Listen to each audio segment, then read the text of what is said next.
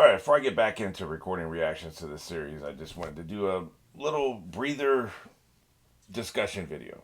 Because for several reasons. One, because I was so sick, and I've had a little trauma with this show specifically because this was the show I was working on when I actually got sick. And it was a week ago. It's last Wednesday now. This is another Wednesday that I'm recording this a week later. It was food poisoning. It was really bad. Ended up being sick for 3 days. And I was literally recording this series when I realized I was sick. And then the next day, while you're still in the early phase of the first act of being sick, I actually I finished recording the reaction to yesterday's episode. You saw it, but it wasn't very good. So not only was I working on when I first got sick, it's the only thing I worked on while I was sick, right? And so then I took the longest amount of time I've gone without working in probably about 5 years. I think it was 2 full days I didn't do any work whatsoever.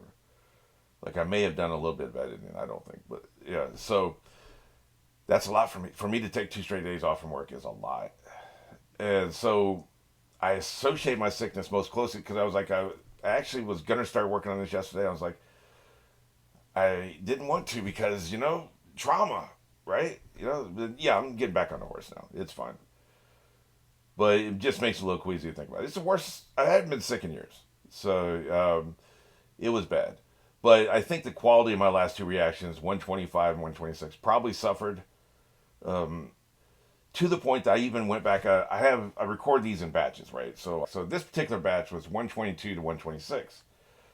So I just called up that file again and essentially rewatch. I didn't rewatch all of it, like some of the shenanigans, tee banter, especially with Sasuke's group. I didn't rewatch, but I rewatched a lot of it. I paid close attention to the Akashi stuff, which we'll get into in a minute. And I was also like reseeing the fight between. I'm calling him Heavy D. I've already forgotten his name, but I want to call him Dietrich because it was such a badass. He went out like a badass, so he deserves it. So I rewatched a lot of that stuff, and that kind of got me back into this, back into the mood again. In particular, I wanted to pay attention to 125, 126 because I think my reactions were probably bad, and I don't. There's some of the stuff in those two episodes I don't remember specifically yesterday's episode because, like I said, I finished it while I was sick, and I really rewatching the scene again with Jahara and Tsunade. I'm doubly convinced that he's gonna die. Like it's just you've been doing this a while. You see it. I mean, a goodbye scene when you see one. So I'm pretty sure I expressed that opinion yesterday. For me, a week ago, but for you, it's yesterday. But I'm gonna double down on that here because that was a goodbye scene. My question, though, I think he's gonna uncover some information. I don't know how he's gonna get it back to us though. I don't know if he'll send a clone. I doubt he can send a raven. We're not sure exactly where he's going to be going. Could you get a bird out? Think there's other ways to transmit information. One of the things that's interesting about this is the summoning charm. Like you can summon creatures. Could he summon a creature to him, give them information, and then send that creature somewhere else? Or do they have the ability to teleport themselves? Or do they have to physically get out of where they are? Say you're in the middle of the Capitol building of the evil headquarters, right? You're in the center. You're in the bowels of it, and you're not getting out.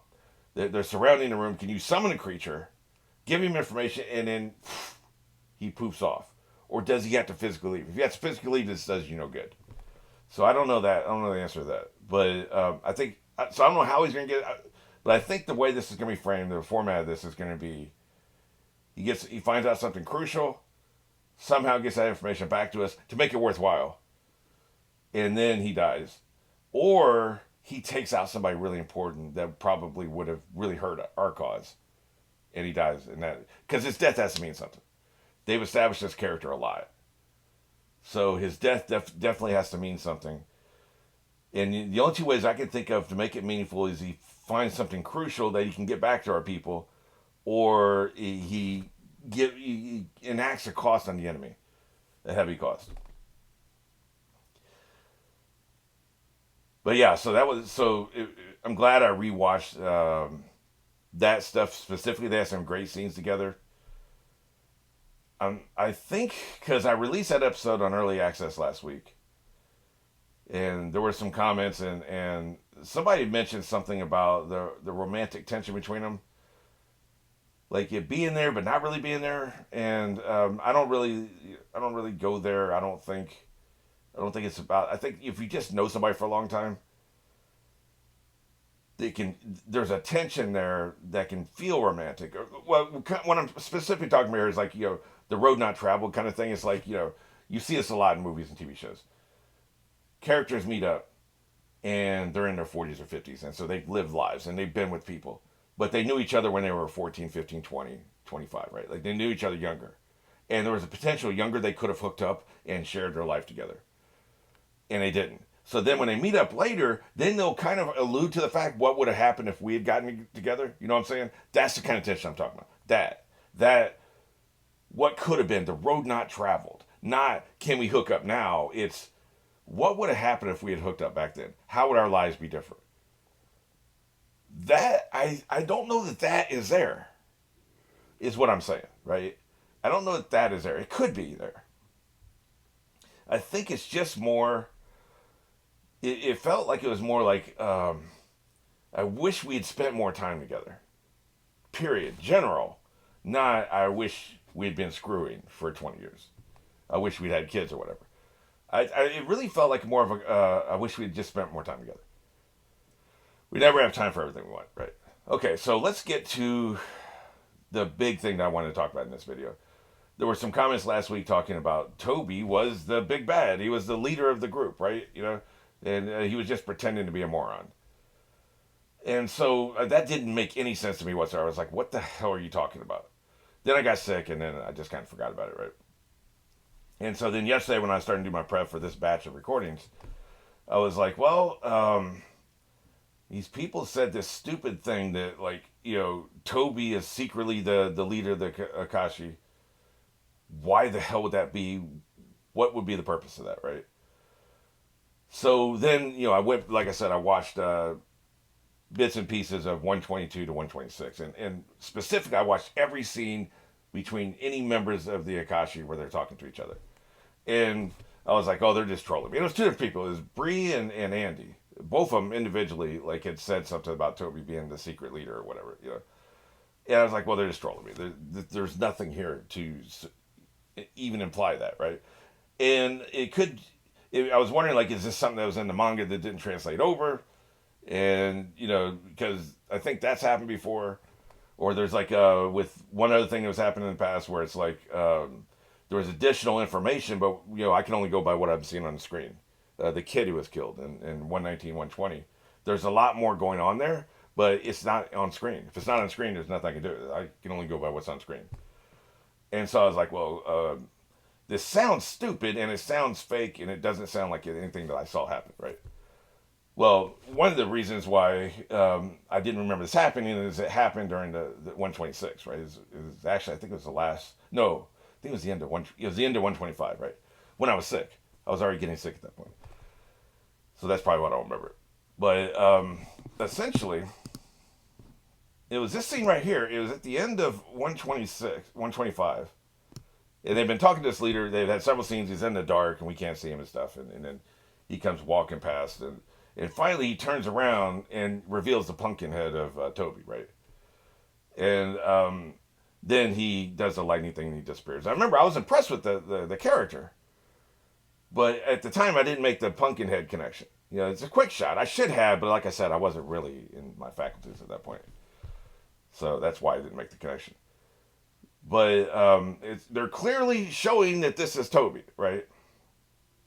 So then he screws off and everything. Now, I was paying attention to every Toby scene from 122 up to this point. Now, there were other previous Toby scenes before 122, but this is the file I had open, and I don't really have time to go back and look at every Toby scene. But there's one in particular that I found interesting, which is Toby standing in the woods. He's looking up at the bird. Heavy D's on the bird, and he's eating, Heavy D's eating the clay, right? The detonating clay. And Toby, in his goofy Toby voice, says, oh my God, he's eating the clay. That means, But here's the thing: there's nobody around. Who are you doing that for? If you're perpetrating, if you're playing a character, when you're in an empty room, you're not going to play a character. Now, it could be a prestige thing where you're in character no matter what. So I'll give them that. I'm not going to say that this is a plot hole. It is weird, but I'm gonna chalk it up to the Prestige. If you've ever seen that movie, you're in character whether people are watching or not because you're committed to the bit. You're just always in character. Okay. This isn't a now you see me situation where there are just things you would not do considering what your actual true motivations are. But it is weird that like you would still do the Toby voice when you're in the woods and there's literally nobody around. Okay, yeah, but so that was one of the things when I was watching through before I got to this point. I was like, okay, well this is just they're trolling me. This isn't happening. This isn't something that's a thing, right? But so that's interesting. So then we got to this, and it's definitive to me on screen. What we're seeing on screen, that the leader, who apparently never shows up to these meetings in person, I think is he the one is he represented in the nine? You know, you get the people in the fingers. I know they're less than nine now, but yeah, the people, the holograms, right? Is he one of the holograms? Does he ever show up, or is it just the minions show up, and some of them have talked to the leader and they report information? I'm unclear on that, whether he actually shows up as a hologram, which would mean he's two holograms. He's a Toby hologram, and then he's the leader hologram. I'm unclear on that. But either way, a hologram, they don't show their faces anyway. But it seems like nobody really sees him in person. These two people, who seem to be not like members of the council, they seem more like, just minions. Just he sent them on a mission to go kill Naruto, right? They see his face. They see what he looks like, but in the scenes where they're talking amongst themselves, like especially when they thought Toby was dead, they say things like he was always a amusing diversion, and he's not. Why would you waste your time? How bored are you if you're going to mourn Toby, right? That kind of thing. They don't seem to know, right? So very few of them seem to have seen their leader in a position where they can actually see the pumpkin head face, right? So they don't seem to know. So that's interesting, but the biggest question here is why? Why the farce? So at this point, there's going to be some Game of Thrones spoilers. I'll do a timestamp thing. So, like, if you, I should say A Song of Ice and Fire, not Game of Thrones. My mistake. A Song of Ice and Fire spoilers. If you don't know anything about it, you don't care, or you're in the process of reading it, or someday you will read it, skip ahead the timestamp I give here. But this is to a point. I'm trying to make a point here. So for the rest of us, here we go. A plot twist has to have a narrative purpose. Plot twist just for the purposes of plot twists. Oh my God, I didn't see that coming. They're thrilling in the moment, but they suck upon rewatch. First season of 24 has an enormous plot twist in the penultimate episode of the first season. When you rewatch the season, it makes no sense whatsoever because they pulled it out of their ass and they decided at the last minute this is what they were going to do. It's an amazing plot twist. The first time you watch it, it ruins the season for every other time you watch it. Like, that makes no sense. She wouldn't do that. Why the hell is she doing this? This makes no sense. What is happening here, right? Like, the entire season, you're asking yourself these questions. It is idiotic, right? But the first time you watch it, it's it's awesome. You just do plot twists and plot twists, especially secret identity plot twists. They have to have a narrative purpose. And that's one of the biggest problems with the Song of Ice and Fire fandom is they have all these theories, these conspiracy theories, and a lot of them involve secret identities. Let me just read a couple of them to you. Sirio is Jack and Hagar. Rhaegar is Dario. Benjen is Dario. Ashara Dane is Lenore. I don't even know who the hell Lenore is. Jagan Hagar is Euron. Howland Reed is Rhaegar. So the question is, okay, let's drill in. Sirio was the dancing teacher, the one who teaches swordplay to Arya in the first book, right? Now, Jagan Hagar is the person who she meets in the second book. The Man of Many Faces. I can't remember now, like what his official title is, but he's one of the assassins, right?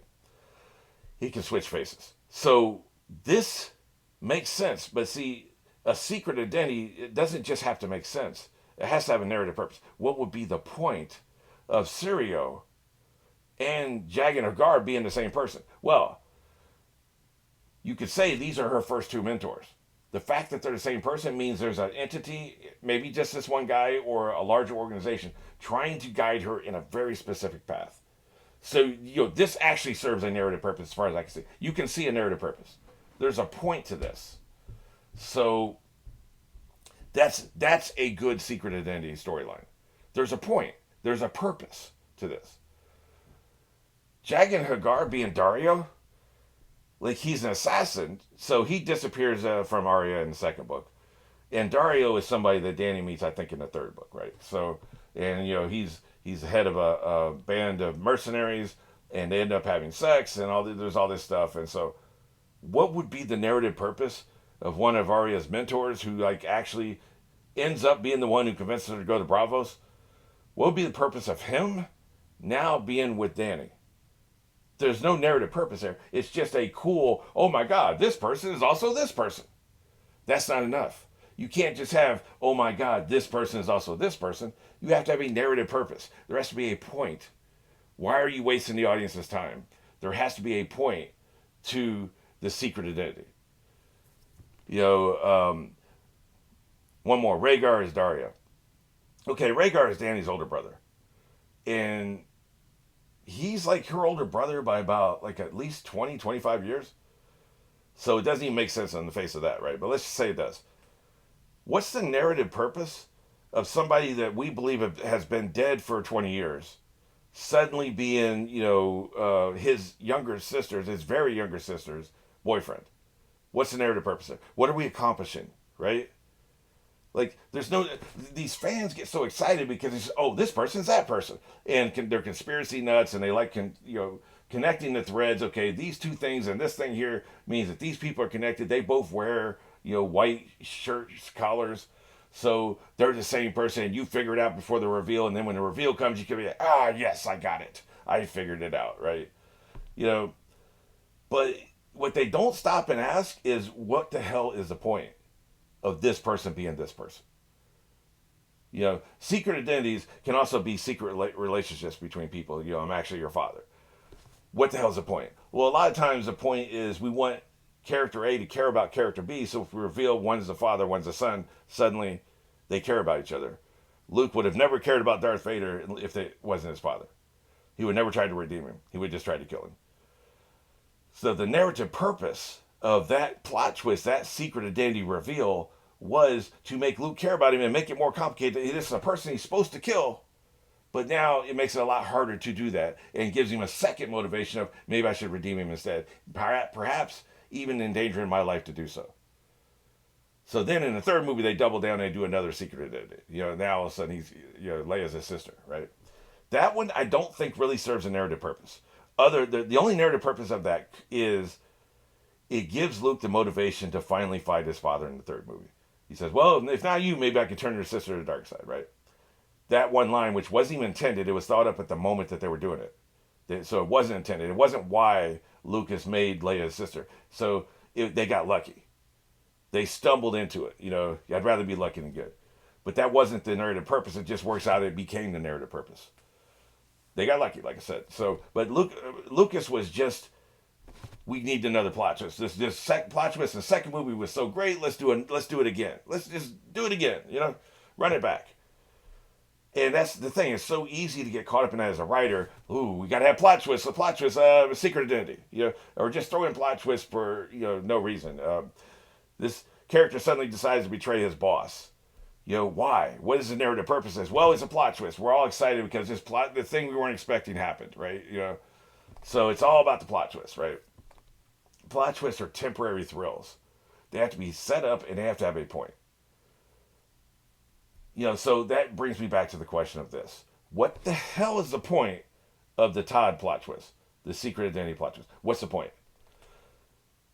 So, I think typically the narrative points can either be, it reveals character, it reveals secret motivations, it adds context to the past, it explains past actions, or it sets up future actions.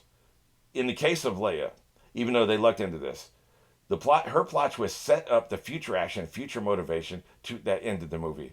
in a very satisfying way.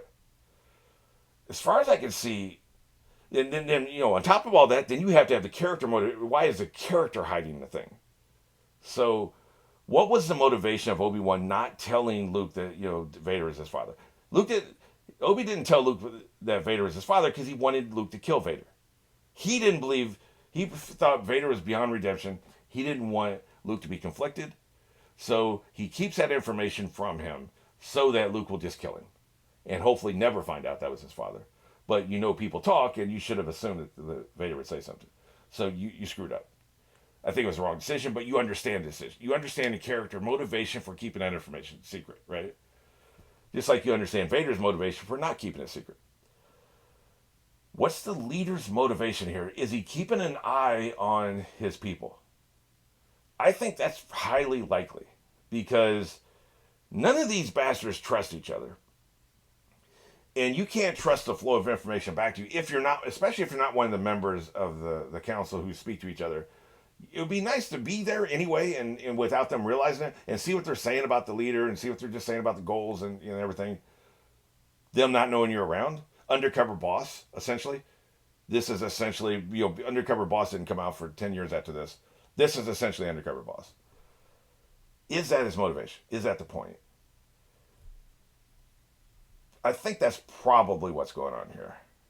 And it's a motivation that makes sense to me. And there's another thing about this too, is that comedy is the most dangerous thing you can use in warfare, in interpersonal relationships, in manipulation, in crime, criminality, in politics. That may sound ridiculous, but listen to me here. Comedy is dangerous. Funny people are dangerous.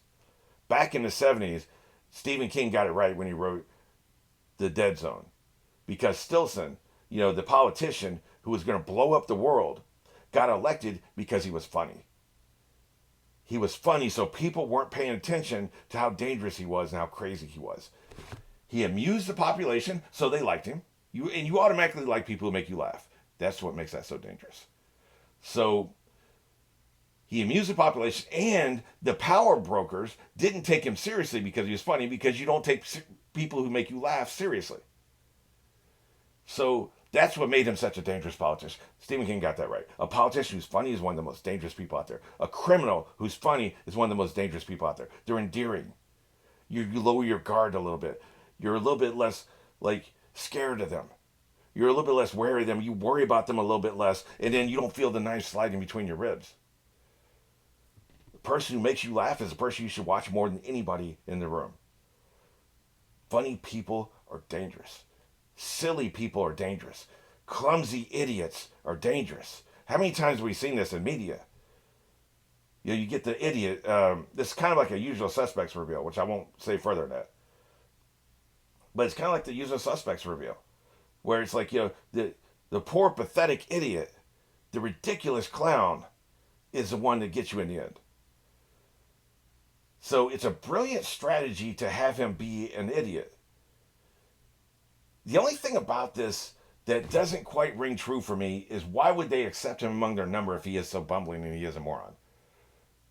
Because they are all powerful beings. They're all deadly killers. They're serious about the business. Now, I can understand, I think it would make more sense if he was like a wisecracker, like he's competent, but he's always cracking jokes and doing pranks and stuff like that, more than being the bumbling clown idiot. The guy who can't carry a drink across the room without spilling it. That, I don't know if that particularly works. I'm not going to nitpick it, but I don't think that really works, because why would they accept him among their number? Now, we don't know how many years he's been doing this, and it could just be, look, he's the leader's idiot nephew, nepotism, let him in, or whatever. You could probably see he inserted himself into the group with he saved somebody's life at some point. He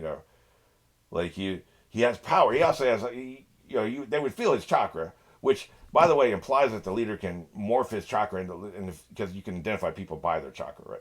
I assume any competent, super powerful being can do this, right? But so you feel the power coming off this person. Okay, so this person has a lot of power, masked into the new identity.